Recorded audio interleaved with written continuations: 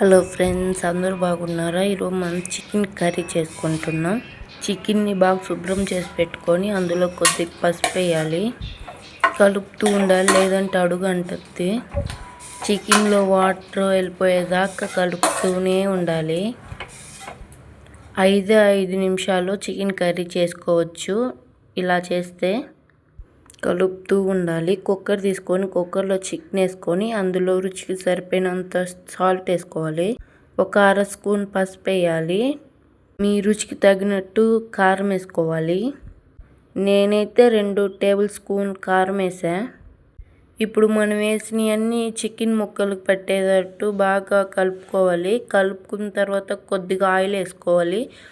Oil వేసిన తర్వాత బాగా కలిపి కొంచెం పక్కన పెడితే 3 నిమిషాలు పక్కన పెట్టుకోవాలి.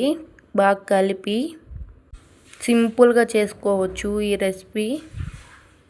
కలుపుకున్న తర్వాత స్టవ్ మీద పెట్టాలి. స్టవ్ మీద పెట్టి ఒక 5 నిమిషాలు ఉడికిపోద్ది. పెట్టగానే కొన్ని వాటర్ వేసుకోవాలి. వాటర్ చికెన్ మునిగేదాకా వేసుకోవాలి. చికెన్ మునిగేదాకా వేసుకుంటే సరిపోతాయి వాటర్. పక్కన మళ్ళీ ప్యాన్ పెట్టుకోవాలి. అందులో ధనియాలు, లవంగ, చెక్క మొక్క వేసుకొని బాగా రోస్ట్ చేసుకోవాలి. బ్రౌన్ కలర్ వచ్చేదాకా వేయించుకోవాలి. మిక్సీ పట్టుకోవాలి.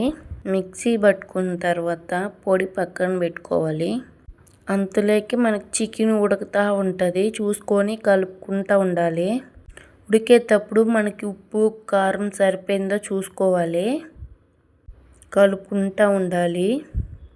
సింపుల్గా చేసుకోవచ్చు ఒక 5 నిమిషాలు. తర్వాత కొంచెంసేపు కలిపెట్టిన తర్వాత మూత పెట్టుకోవాలి. ఒక 5 నిమిషాలు మూత పెట్టి వదిలేయాలి. మూత తీసి తర్వాత మళ్ళీ కలపాలి చికెన్ని. ఇది మా నాన్న రెసిపీ. సూపర్ ఉంటుంది తింటుంటే. చికెన్ ఉడికిన తర్వాత మనము మిక్సీ పట్టుకున్న పొడి వేసుకోవాలి. అందులో 2 టేబుల్ స్పూన్ అల్లం వేసుకోవాలి. అల్లం వేసిన తర్వాత బాగా కలుపుకోవాలి. కలుపుకున్న తర్వాత మళ్ళీ మూత పెట్టాలి ఆ మసాలా అంతా పట్టేదాకా.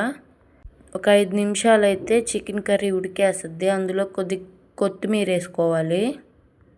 కొత్తిమీర వేసుకున్న తర్వాత కొంచెం కలుపుకుంటే కింద అడుగు అంటుంది. లేకపోతే మసాలా అంతా ముక్కలకు పట్టించిన తర్వాత కొంచెం కలుపుతూ ఉండాలి.